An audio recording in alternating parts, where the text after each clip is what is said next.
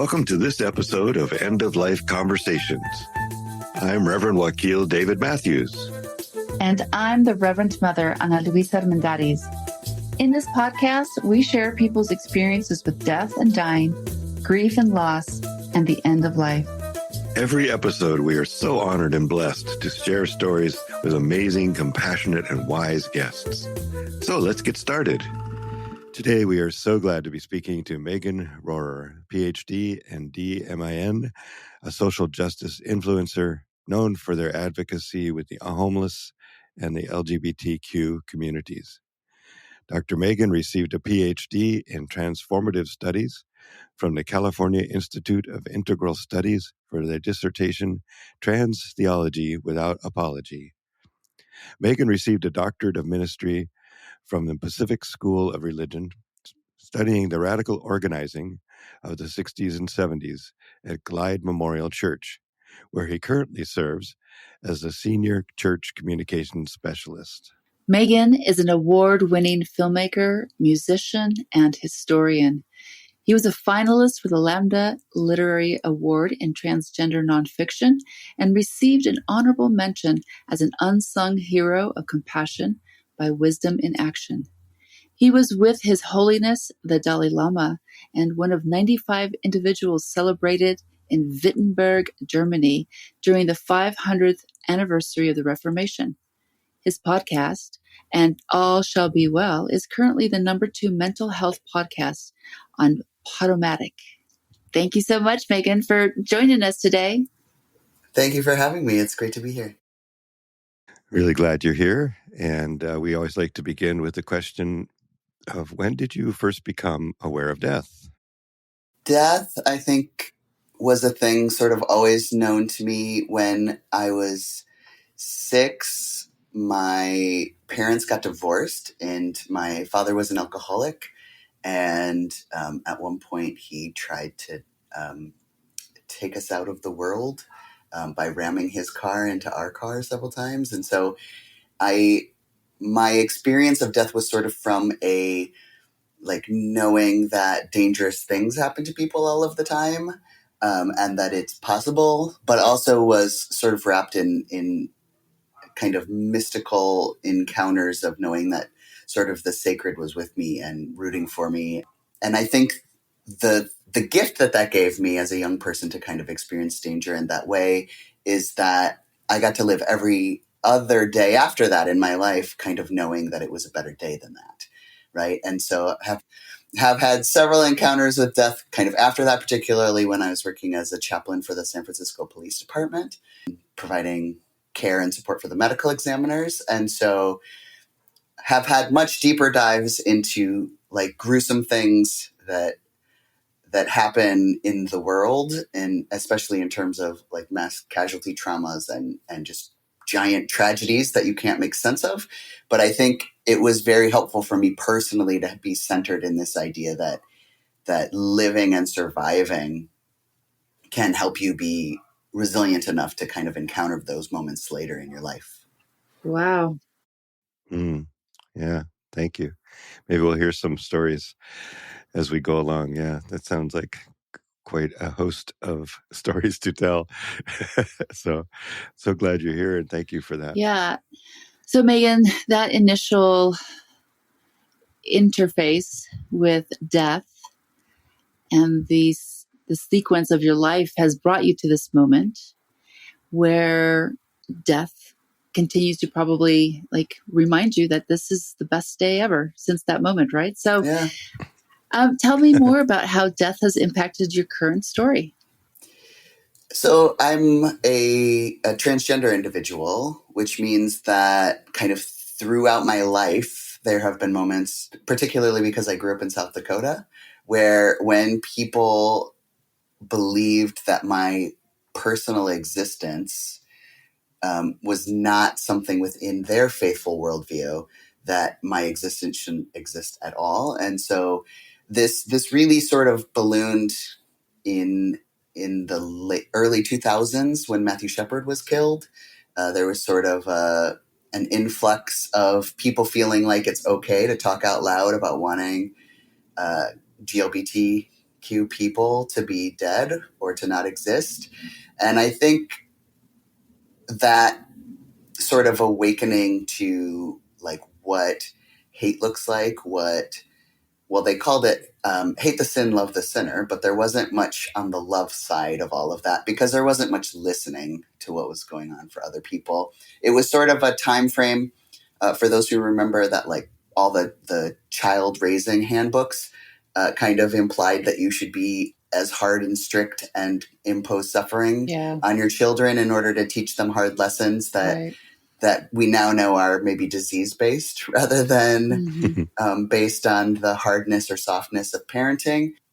So I think these sort of encounters in my life have meant that, there are moments when courts or the legal system will grant rights and you feel safer.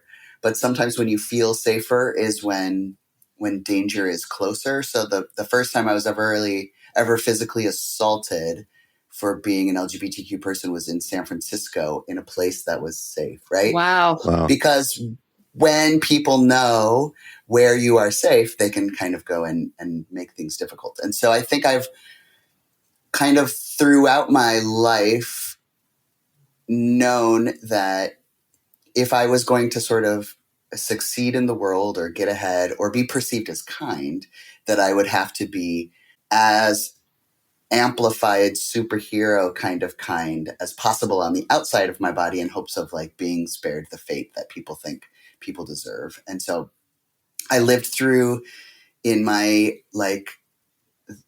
high school transition to college years is like the height of when the AIDS epidemic is happening in the world. And so there really was a faithful, like leadership-led conversation about how gay people, they believed wrongly, should die or should not be saved from death because they just didn't want to. This idea that people deserve a punishment of a certain type. And so I think for the people I know who sort of like lived through the AIDS crisis, there is a way in which we developed sort of a sense of humor about death because there was so much death that you could cry your whole rest of your life and still not have grieved all of the death that occurred. And so I think this journey there's the ways in which my journey involved needing bulletproof vests or the time when I was consecrated as a bishop that I needed to get last rites from a Catholic priest, all but the last words, because of fear of what would happen during that worship service. So like, I feel like I've had this sort of regular chase of death or the threat of death that has been a part of my work life and sort of the PTSD of if you're successful, death will come kind of feeling.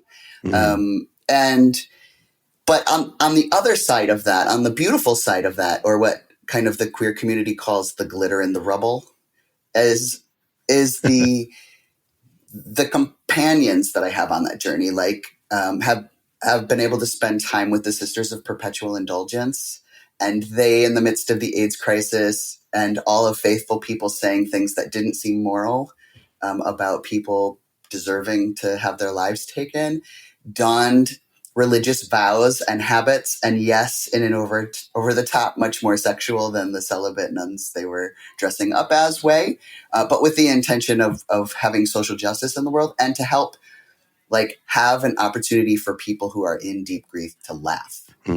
And sometimes that meant laughing about the ridiculous and amplifying it, and other times that meant just like having an outlet that is not the grief for a little bit. And so I think my life and career kind of going through that thread line of the LGBT experience is a part of my death tale. I'm contacted so much more often than I would like by people on social media who say, I decided not to die today because you existed. Wow. And so I feel like there's my own sort of journey and dance with death. There's this way that death becomes a thing that people think I am worthy of for being myself. And then there's also the way that I feel like living publicly is a gift for those who are considering whether or not they can continue to live another day in this world. And so I feel like it's not talked about a lot, but there are a lot of trans folk, a lot of queer folk who are trying to live a bit extra fabulous on the outside of their bodies so that someone will have just the vague opportunity that they could have happiness in their life in the future. And it's not fun to have to step into that situation, but it also feels like if we don't step into that situation, then people will be left with sort of the hopelessness that they have. And I have done more funerals as the faith leader for people who have taken their own lives than probably most of my peers, kind of because of this. And oftentimes it's for complete strangers whose family get at the moment that their child or their loved one is dead, that they blew it. Yeah. Wow. And they pick a transgender faith leader because now they're going to start doing the work that family member needed. And so I feel like death is sort of something you have to kind of be comfortable with the idea that it could be near at any moment. I mean, because honestly, it's not like I'm in control of any of that, right? It is. Yeah. We're on that same team. And because it's that current space of danger that particularly trans people are in right now. Wow. Yeah. Wow. Thank you. Yeah. What a place to be. Thank you for being in that place and for the service you provide in that place. That leads nicely to the kind of the next question, which is, what is your current role? And talk a little bit more about the work you're doing now. Yeah, so I work at Glide Memorial Church in San Francisco, and it is a space that since the 60s has been feeding people and like 500,000 people a day, and providing domestic violence care and victim support and offender support for those who have perpetrated domestic violence, and all kinds of sort of life-saving ways for people to take paths out of poverty. That's a lot of addiction recovery work of all angles. And so I would say, I could say with 100% certainty today at Glide, someone is resurrecting someone from the dead.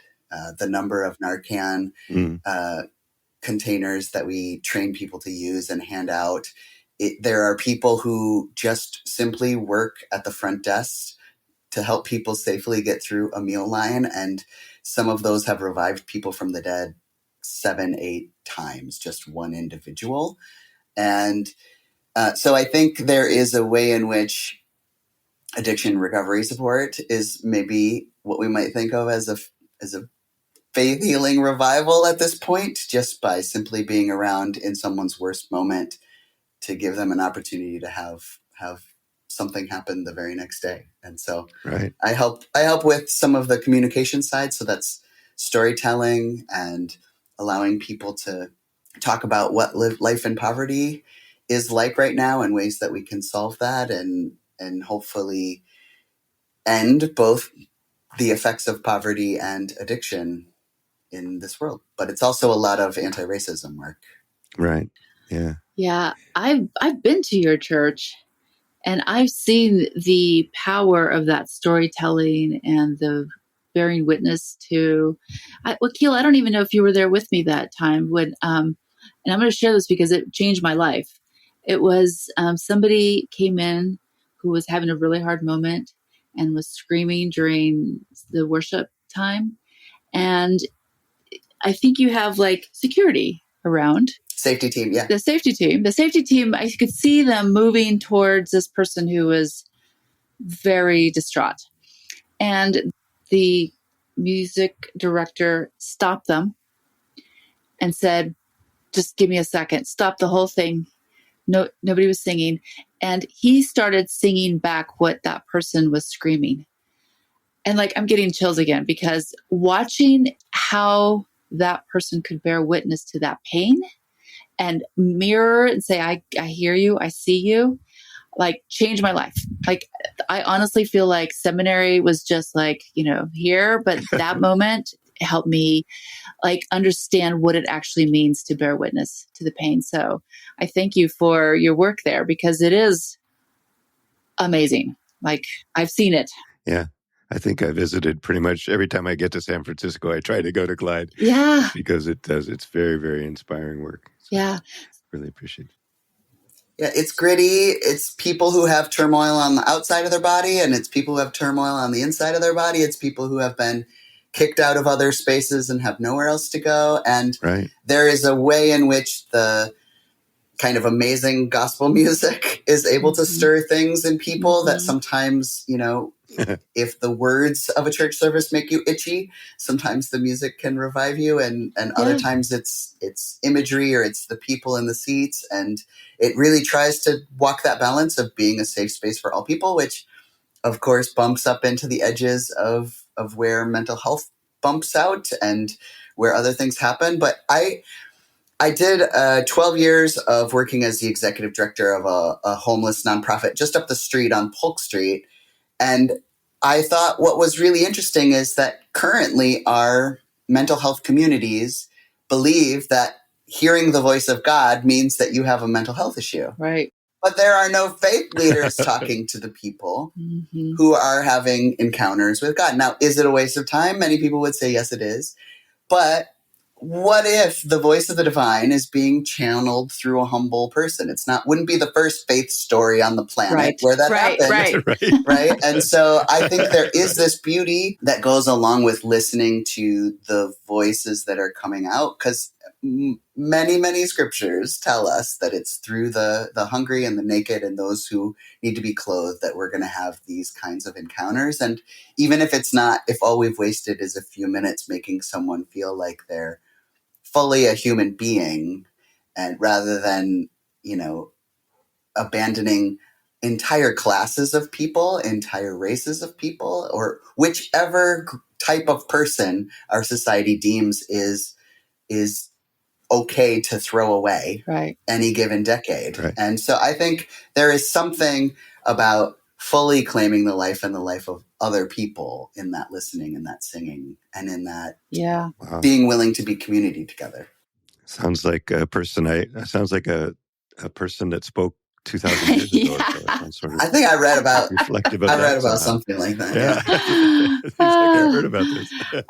So I'm just curious, of the folks who come through those doors, who spend time with you, is there anybody ever talking about death and grief with them? Like bereavement support? Because even though they don't have, I don't actually know what folks have and have not, but everybody needs grief support. If some of the folks who are working there revive people like 7-8 times, like people are dying around them.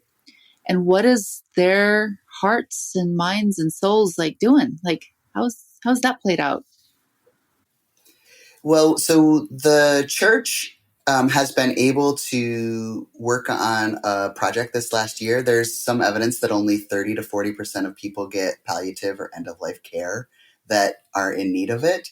And so they've been working on trying to bring that kind of end-of-life support to those in the streets and those in the racial diversity that might not seek that from a doctor's space. And so we trained 45 people this last year in end-of-life support and are partnering with UCSF's Mary Center and with the AC Care Alliance to be able to make it possible for people to have the trusting relationship they already have with the people who are feeding them and clothing them, but then to start talking about some of those critical health issues that might lead to death, or the ways that death has impacted people. And we found that a lot of the people who are interested in that sort of street level hospice care conversations are people who have had really deep death experiences in their own personal lives. A lot of people lost loved ones during the time of COVID, but not to COVID. And so they didn't have those same traditional grief rituals that they were used to, right? Most of the stuff people were used to was stuff you had to do in community, or you had to share food, all stuff that was not allowed during that particular time. And so people are trying to figure out, I think, new ways to find ritual or relief or release, or just to name the grief that they're carrying, that didn't have the same opportunities to do that during an epidemic that sort of sucked the life out of the room in many ways. And so we're starting to have some of those conversations. And the Sisters of Perpetual Indulgence do a thing that is one of my favorite grief rituals. They make something called glitter ash. And glitter ash is made out of anything someone is carrying with them that is the most amazing memory thing you've ever had or the worst. So if they have a public vigil and people bring flowers and signs and pictures and they leave them there, the Sisters of Perpetual Indulgence will collect them after the appropriate amount of time. They gather them in a box. If they have a loved one who died and there's some of their cremated remains, they always claim that they have also put illegal drugs in there. I don't know if it's true, but it's a good story, right? And then they get these really fancy glitters that are like like way more Bay Area bougie glitters than any child is using at school. And they have this like week-long time of prayer with a fire, and they burn the things that are safe to burn or are able to be burned. And then they mix them together while everyone in the community tells the stories of the items in there. And so they tell, and they always use a little bit of the mix from last year. So they start with the tales from the very first time they did it. And they retell all these stories of woe and grief and joy. And they've got full face of makeup on, but their tears streaming. And they're telling the stories of all these people that would otherwise be forgotten or disappeared, or who didn't have family, who yet were educated enough to love them, right? And so they're just carrying people. And here in San Francisco, that same community of sisters is doing more funerals, I think, in the bars for the generation that heard those things from faith leaders and didn't ever want to have their funeral in a church then. So they're doing the rituals of helping people through these grief processes that normally would happen in a church space. And so I've got some deep friendships with some of these folk because they are so good at figuring out how to tell these stories that otherwise were lost. And I think that's maybe just what we need. We need common spaces where people can come and do the storytelling. Maybe they can mix a little bit of their grief with their neighbor's grief, and some of that can be normalized in a way that doesn't just make you not want to get out of bed, but also has a little bit of glitter in it too, and some fabulousness. Yeah. That's so beautiful. Wow. The collective shuzhin. Right? Yeah. Right. Yeah. Yay. Oh, that's beautiful. That is beautiful. So my question to you, after all the work that you are embedded into this community, what is it that you feel is the biggest challenge? I mean, I think for many people, the challenge is to remember that all problems have solutions for the most part. I mean, and unfortunately, sometimes death is a solution to an illness. It ends, though, right? It's not always the solution we're interested in. But things do tend to like carry out their course and resolve. And so what that means is sometimes people forget there's a solution to homelessness, which is houses. And sometimes people forget that there is a solution to addiction, which is addiction recovery support. Does that mean people are going to be sober every single day? Not always, right? But there is an addiction to many of the things that we see causing like unimaginable amounts of death right now. There are solutions to poverty. And I'm a person who traditionally doesn't get sucked down the well of kind of anxiety and loss and grief. It's just part of the resilience that I have sort of built for myself. And so I'm someone who's always kind of got a strand of hope to share with other people. And yet I think the hardest part for me is the toll of wondering like, well, but why isn't anyone else trying to solve this? Right. I come from a faith tradition where points don't matter. You don't get in trouble if you do bad things, but you also don't get points if you do good things. And what that means is like, my perspective on the world is not when I see someone walking past someone in obvious need is to just be like, oh, you're going to get it in the end, like this, whatever happens next sort of level of justice, but to just kind of have this true sadness and perplexity of why it's possible for so many people to allow people to live in such deep poverty without caring or trying or doing the hard work. At one point, I helped a community transform in a lot where a church had burned down in a fire into a community garden space that gave away over 4 tons of produce, just free to any of the neighbors, because I was so pissed off that it felt like so many people were willing to go into fancy faith community spaces, but not willing to like do the work that those faith communities thought was the stuff that needed to happen in the world. And so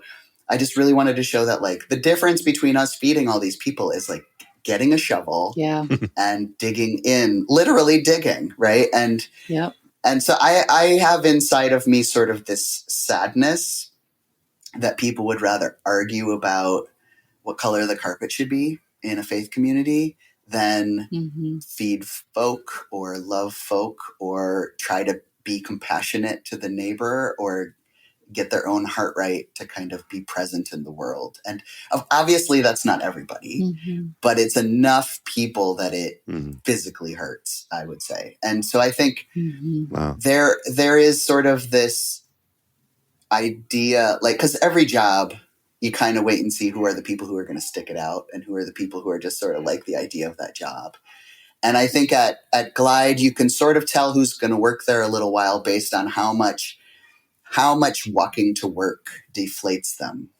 Like if you're not able to do your work that day because just the literal people you had to step over to get to work made it too hard for you, you're probably not going to make it for a long time. And I don't mean that in a terrible way. Like we should all have that same compassion. But there is a way in which there are the people who kind of stick it out and keep trying in the midst of things that feel hopeless, and those who would rather go watch something weird on Netflix or sort of pretend the world doesn't exist if there's a cute cat video somewhere nearby. And I've never been that kind of person. So Yeah. So what kind of things help you feel supported in your work?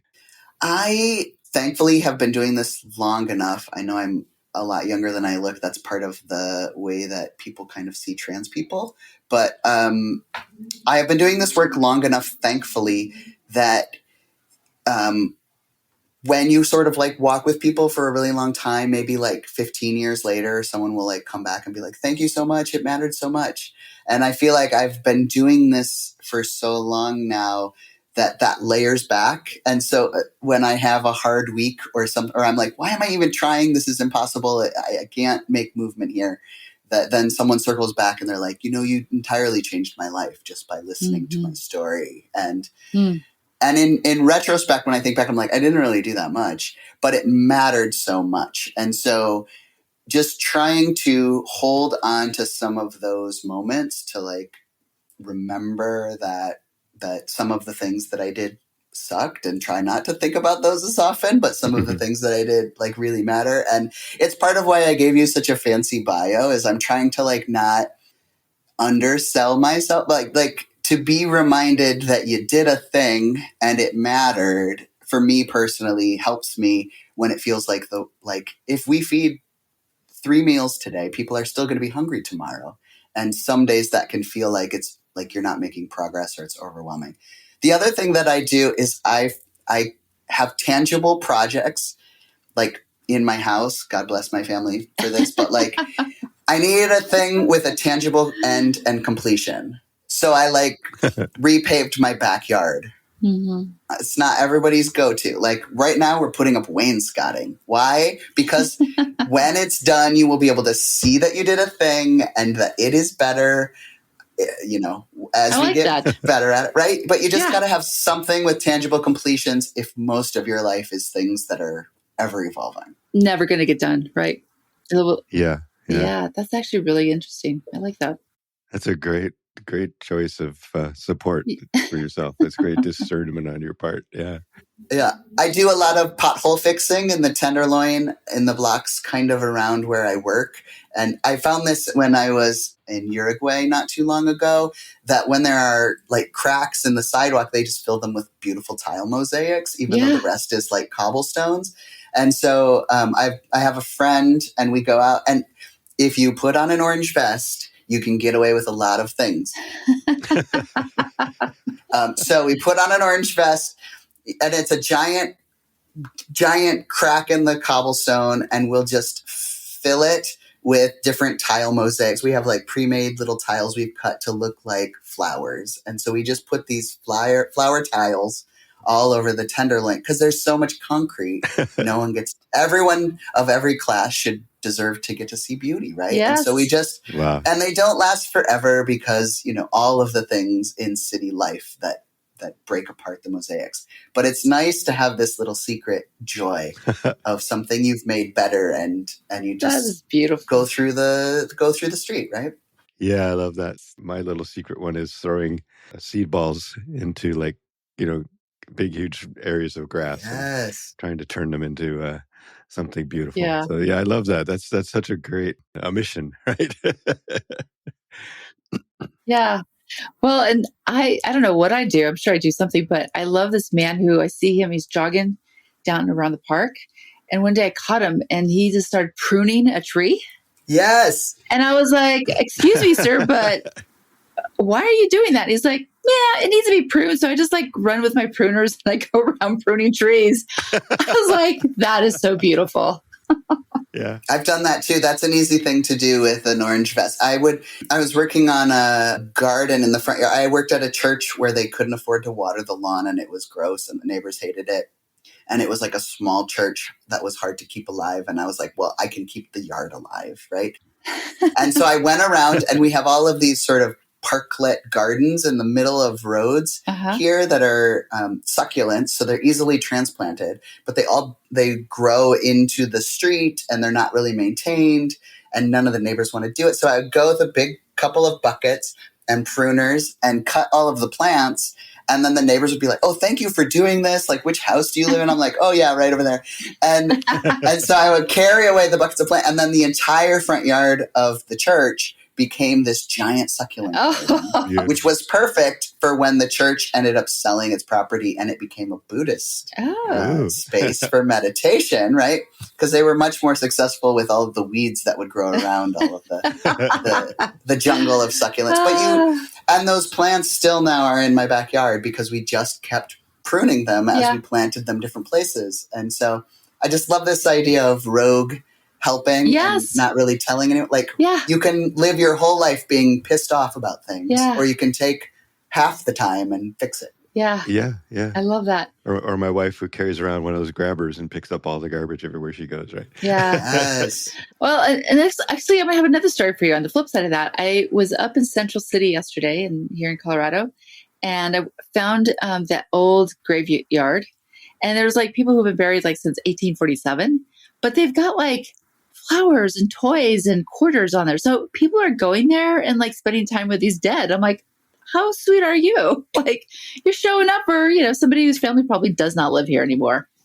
It was kind of cute. Yeah, there's whole popular TikTok channels of people just cleaning old gravestones and all the tools you need to do it, and then they look up the story of the person, and so cute. Love it. Yeah. Love that. So, Megan, what makes you afraid about the end of your life? Do you ever think about that? I think I don't have much personal fear about the end of my life, about how I'll be or any of that stuff. My fears are more kid related. Will my kids be watching what will, right? Yeah. I think I have grown to be very comfortable with the fact that death happens all of the time. Working with first responders for 3 years, I think will do that for you. Right. But most of my fears, I think, are kid related.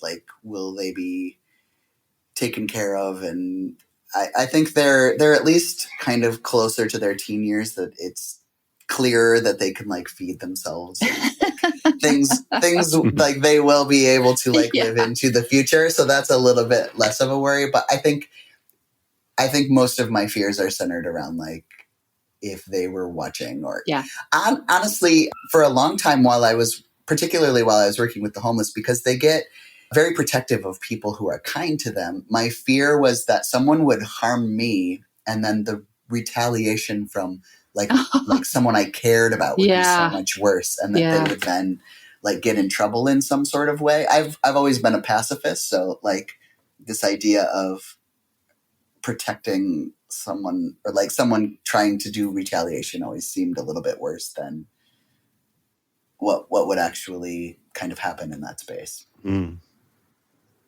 Yeah, interesting. Yeah. Well, you have so many great stories. I think we could probably have a much longer podcast.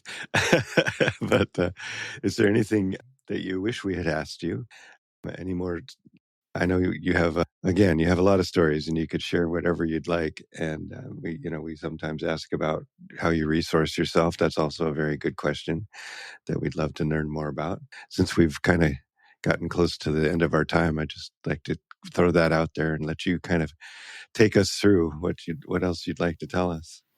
Well, maybe I'll just tell you kind of a general thought about like what it's like kind of being a chaplain for the police department, particularly providing care with the medical examiners and doing that during COVID. At one point, I brought Good Friday ashes to the people who were doing the COVID command center, like during the midst of the heart of the time where they didn't know if going to work meant they were going to like literally die that day. And I actually brought them some Sister of Perpetual Indulgence glitter ash and put it on their heads to remind them both to be unafraid and to let go of some of the guilt they have for surviving. Oh, wow. In the midst of the hard that they carry. And having been with first responders while they're telling someone that they have lost a loved one or multiple loved ones in a big disaster, I think the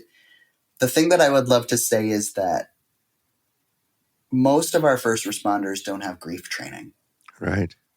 So here in San Francisco, if someone dies, we have a medical examiner. So the medical examiner would need to come and do an investigation, but a first responder needs to stay with that body until the medical examiner comes. So if that takes 8 hours, if that takes a day and a half, a first responder is sitting with a family in grief, sitting with other victims, and they haven't had any initial training in what to do with that.